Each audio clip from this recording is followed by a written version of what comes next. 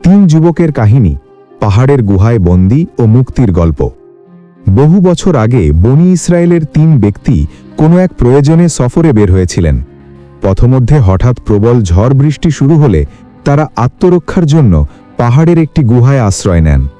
তারা ভেতরে প্রবেশ করা মাত্রই পাহাড়ের ওপর থেকে এক বিশাল পাথর ধসে পড়ে গুহার মুখটি পুরোপুরি বন্ধ হয়ে যায়।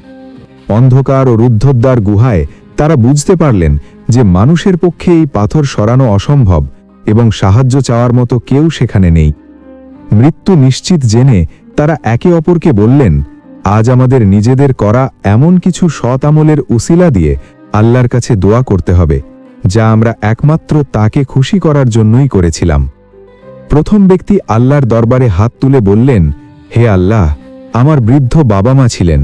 আমি প্রতিদিন সারাদিন পশু চড়িয়ে সন্ধ্যায় বাড়ি ফিরে দুধ দোহন করতাম এবং সন্তানদের আগে বাবা মাকে পান করাতাম। একদিন ঘাস ও পানির তালাশে দূরে চলে যাওয়ায় ফিরতে রাত হয়ে যায়। এসে দেখি তারা ঘুমিয়ে পড়েছেন। আমি দুধের পাত্র হাতে নিয়ে তাদের শিয়রে দাঁড়িয়ে রইলাম, কিন্তু তাদের ঘুম ভাঙানো পছন্দ করলাম না। অথচ আমার ক্ষুধার্ত সন্তানরা আমার পায়ের কাছে পড়ে কান্নাকাটি করছিল। এভাবে দুধের পাত্র হাতে নিয়ে আমি ভোর পর্যন্ত দাঁড়িয়ে থাকলাম। হে আল্লাহ, আমি যদি এই কাজটি একমাত্র আপনার সন্তুষ্টির জন্য করে থাকি, তবে আমাদের ওপর থেকে এই পাথরটি একটু সরিয়ে দিন। সাথে সাথে আল্লাহর কুদরতে পাথরটি সামান্য সরে গেল, কিন্তু বের হওয়ার মতো পথ তৈরি হল না। দ্বিতীয় ব্যক্তি বললেন, হে আল্লাহ, আমার এক চাচাতো বোন ছিল, যাকে আমি প্রাণের চেয়েও বেশি ভালোবাসতাম। এক দুর্ভিক্ষে সে অভাবে পড়ে আমার কাছে সাহায্যের জন্য আসে। আমি তাকে 120 দিরহাম দিতে রাজি হলাম, এই শর্তে যে সে আমার কুপ্রবৃত্তির দাবি মেটাবে। অভাবের তাড়নায় সে রাজি হল, কিন্তু যখন আমি তার অতি নিকটে গেলাম তখন সে কেঁদে ফেলে বলল, হে আল্লাহর বান্দা, আল্লাহকে ভয় করো এবং অন্যায়ভাবে আমার সতীত্ব নষ্ট করো না। তার মুখে আল্লাহর নাম শুনে আমি ভয়ে সাথে সাথে সরে দাঁড়ালাম এবং তাকে দেওয়া টাকাগুলোও আর ফেরত নিলাম না। হে আল্লাহ, আপনি যদি জানেন আমি কেবল আপনার ভয়েই এই কাজ থেকে বিরত হয়েছি, তবে পাথরটি আর একটু সরিয়ে দিন। সাথে সাথে পাথরটি আরও কিছুটা সরে গেল, কিন্তু তখনও তারা বের হওয়ার মতো ফাঁকা পেলেন না। তৃতীয় ব্যক্তি বললেন, হে আল্লাহ, আমি কয়েকজন শ্রমিক নিয়োগ করেছিলাম। কাজ শেষে সবাই মজুরি নিয়ে গেলেও একজন শ্রমিক তার সামান্য পাওনা না নিয়েই চলে যায়। আমি সেই টাকাটি ফেলে না রেখে তা দিয়ে ব্যবসায়িক বিনিয়োগ করলাম। সেই টাকা দিয়ে গরু ও ছাগল কিনলাম। কালক্রমে সেই সম্পদ বেড়ে অনেক পশু ও দাসে পরিণত হল। অনেক বছর পর সেই শ্রমিক এসে বলল, হে আল্লাহর বান্দা, আমার পাওনা মজুরিটুকু দাও। আমি তাকে পশুপালের দিকে ইশারা করে বললাম, সামনে যা দেখছ ওই সব গরু, ছাগল ও রাখাল তোমার, এগুলো নিয়ে যাও। সে অবাক হয়ে বলল, আমার সাথে উপহাস করো না। আমি বললাম, উপহাস নয়, এগুলো সত্যিই তোমার। এরপর সে সব নিয়ে চলে গেল। হে আল্লাহ, আমি যদি এই সততা আপনার সন্তুষ্টির জন্য দেখিয়ে থাকি, তবে আমাদের মুক্তির পথ করে দিন। সাথে সাথে মুহূর্তেই বিশাল পাথরটি সম্পূর্ণ সরে গেল এবং তারা তিনজন সহি সালামতে গুহা থেকে বেরিয়ে এলেন। এই হাদিসটি শুধু একটি গল্প নয়, বরং এটি মুমিনের জীবনের জন্য একটি কমপ্লিট গাইডলাইন। এর গভীর শিক্ষাগুলো হল: 1. বিপদে উসিলা বা মাধ্যম গ্রহণ।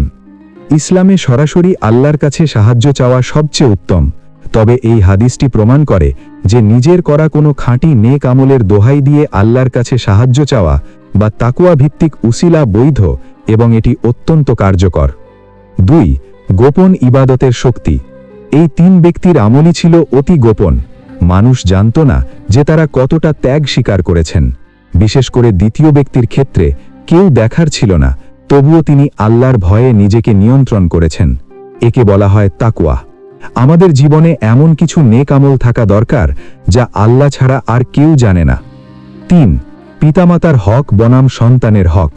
সন্তানের উপর পিতামাতার হক অগ্রাধিকার পায়। প্রথম ব্যক্তি ক্ষুধার্ত সন্তানদের কান্নাকাটি উপেক্ষা করে আগে বাবা মায়ের সেবা করেছেন, যা আল্লাহর কাছে এতটাই প্রিয় হয়েছে যে পাথর সরে গেছে। এটি আধুনিক সমাজের জন্য একটা বড় বার্তা।